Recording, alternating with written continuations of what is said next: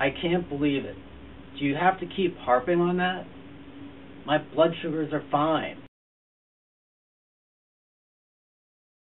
I don't know why everyone seems to think that there's a problem with me. The problem's with them. I know my blood sugar goes up and down every now and then, but I'm fine. Everybody's does. I'm not the only one who has blood sugars that go up and down. That's just part of the illness. And I am fine. I am doing fine. I know. I've heard you. You've said it like 20 times over the past week that my last hemoglobin was 13.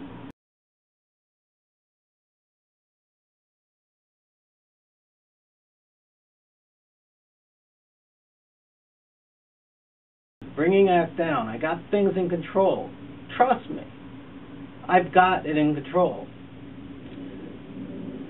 I don't need your help. You need to just leave me alone.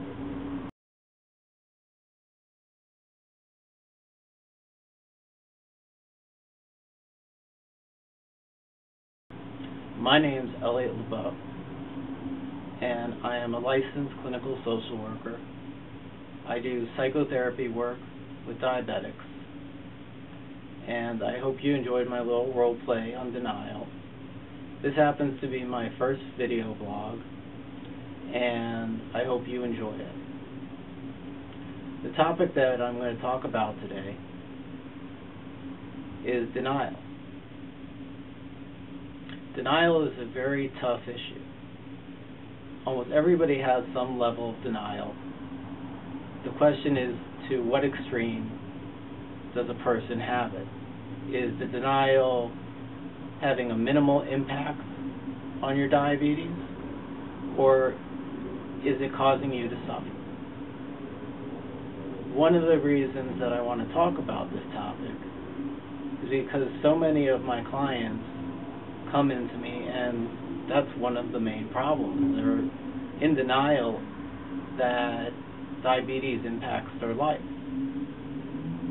A lot of times they come in for another reason.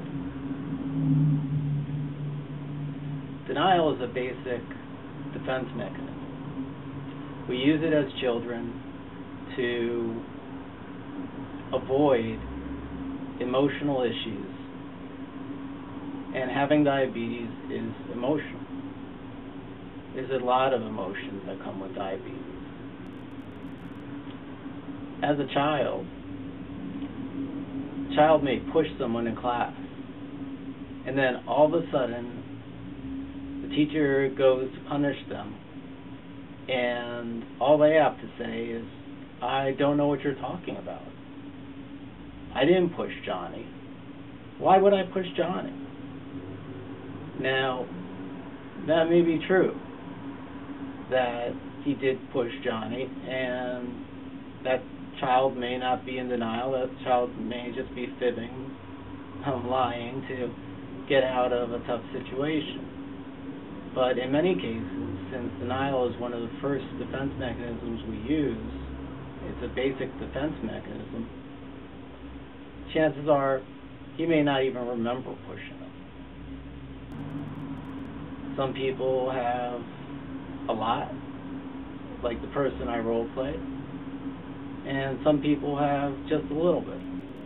We're in denial about that you're just about to eat something that has probably 60 to 100 carbohydrates in it, and you didn't do anything to help prevent the high blood sugar that follows later.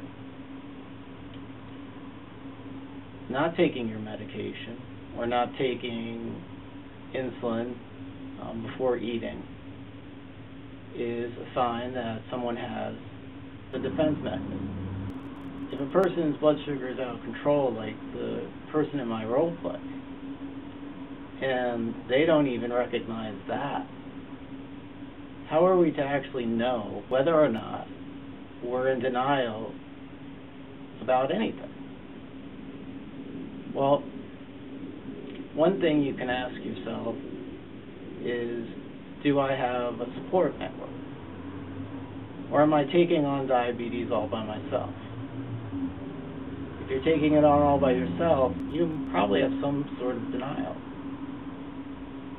Another piece of information is that if you are constantly saying to yourself, well, I'm not that bad.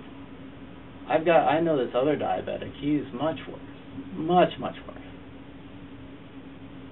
Then you're probably in denial about where you are as far as control and dealing with your diabetes.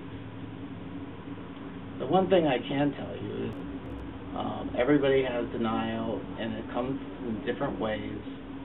And the best way to work through denial is to work with a psychotherapist.